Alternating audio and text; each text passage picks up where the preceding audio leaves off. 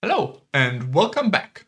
In this update, we are going to take a look at more Copilots, updates for custom step builders, and so much more. So let's dive right into it.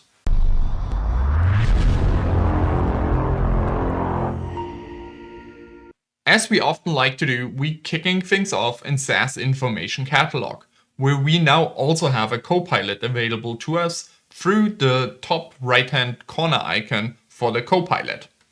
We can ask it things that it will try and help us answer it from the SAS documentation. I really find it deeply helpful to craft the search for me to refine how I search within Information Catalog. So for example, a question like, how can I find all tables in the library public? I can just send that to it and it will help me create the faceted search request that I can then put into Information Catalog, like we see in here. It also gives me some explanations about other ones. I'm just going to take the simple one through the copy icon, and then I'll just search through Information Catalog. Super simple and easy to navigate. Of course, you can also ask additional questions around, like, for example, metrics that you find in Information Catalog, other facet types, and how to set up scans, for example. So it's a really powerful utility. Let's go ahead and also search for our HMAQ table so that we can jump from Information Catalog into SAS Visual Analytics, where we will take a look at the next Copilot. Now, of course, we again have the right-hand corner icon to interact with the SAS Viya Copilot in here. We can go ahead and ask it question. We could even use it to help us find new data sources to add, and of course also to help us add visuals to our report. We can ask a general question where I use the template question that is provided to us here, or I could also go in and ask specific questions where I look for correlations between two variables, for example, or ask it to filter things, make it interactive. We have a lot of capabilities that we can draw from. In addition to that, we can also go in and say new custom category. And in here, we also have the capability, if we jump to a more interesting category, to generate new categories and grouping for us using AI. And if you're happy with those that come out of it, great. You can, of course, also go in and add additional context if you didn't like how it grouped things for you, or even regenerate specific groups and give those more context added to it. I find this deeply helpful when I have a large set of values that I need to categorize manually. Super helpful and easy to understand.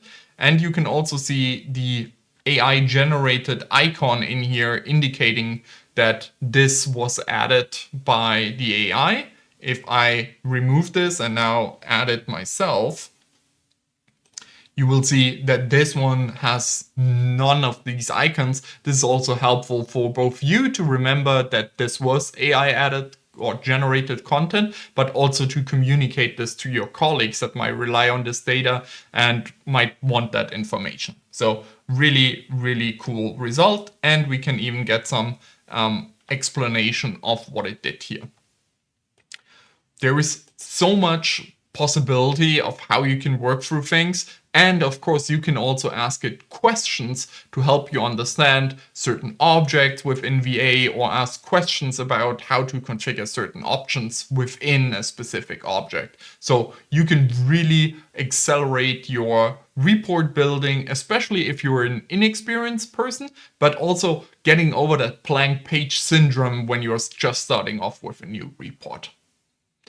And now let's switch over to SAS Studio, where something new has become available for custom step developers, specifically around the option table. Previously, we were already able to say to control the number of columns through a numeric control item, like the stepper, for example. Now we can also have a column selector to define the number of rows within our option table. For this, we will need to add a column selector, and for the column selector, we of course need to put an input table. So let's start off with our input table here. And in our case, we are going to make it read-only, and we are going to set it to SAS help, and we're going to set it to the cars table. Next up, we are going to pick the column selector in here, and we are connecting it to our input table. And then we are going to hit the connection column selector defines link to column selector, and let's launch our content here. We're going to pick out the type, and then we can add this to our column selector. Of course, we could add many more columns, and each column now gets a row that the user can input something into. This allows you to, for example, create custom inputs that you generate new rows for, but you have the kind of base validation applied through having alphanumeric inputs. You know exactly what you need here. So it might make sense to pre-filter this column selector as well, so that the user has only a number of choices that he can input here, but he gets these nice displays and pulling from the information of your table. Super powerful and enables even more customization for our custom steps. Now, let's take a look at the contributions in the SAS communities. First up is implementing machine learning with SAS Proc Superlearner, a very interesting proc that is available that implements meta learning strategy and builds on top of cross-validation. Super cool proc that you should definitely check out. Next up is unlocking agentic AI potential with MCP tools in the SAS Retrieval Agent Manager, an incredible new update that has been added there, where you can add your own MCP servers and then utilize the tools as part of your agents.